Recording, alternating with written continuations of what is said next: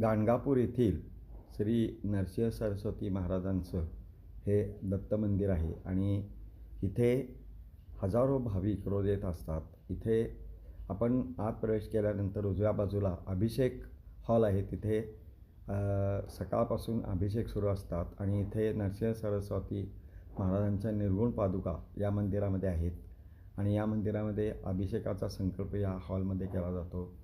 या मंदिरामध्ये गेल्यानंतर संध्याकाळी रोज इथे पालखी असते, तसेच इथे आरती असते आणि दिवसभर इथे दर्शनासाठी भक्तांची रांग लागलेली असते.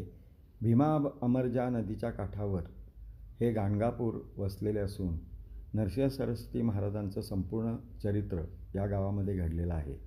तर असं हे गाणगापूर खूप प्रसिद्ध आहे. हे गाणगापूर कर्नाटकात असून इथे सोलापूरपासून साधारण 70 किलोमीटर अंतरावर आहे. या गावामध्ये रोज हजारो भाविक येऊन दत्त महाराजांचं दर्शन घेतात. इथे माधुकरी मागण्याची पद्धत आहे.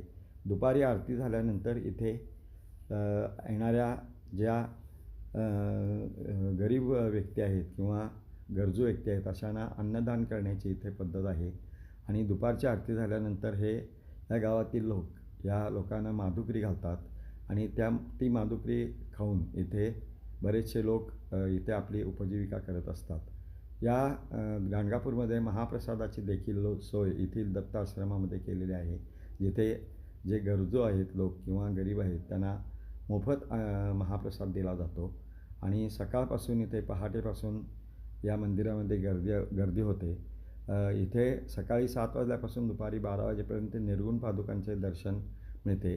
आता आपण समोर पाहत आहात हा प्रदक्षिणेचा मार्ग आहे.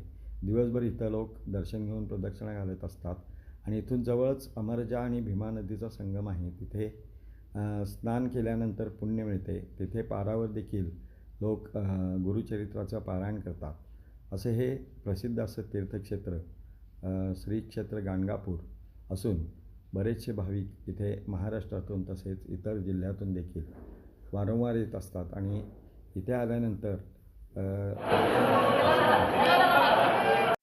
इथे त्यांच्या पीडा निवारण होते असा गुरुचरित्रामध्ये उल्लेख आहे. त्यामुळे गुरुचरित्राची जी पोथी आहे त्या पोथीतील बरेचशा अध्यायातील कथा या गाणगापुरामध्ये घडलेल्या आहेत आणि त्यामुळे या स्थानाला विशेष असं महत्त्व आहे.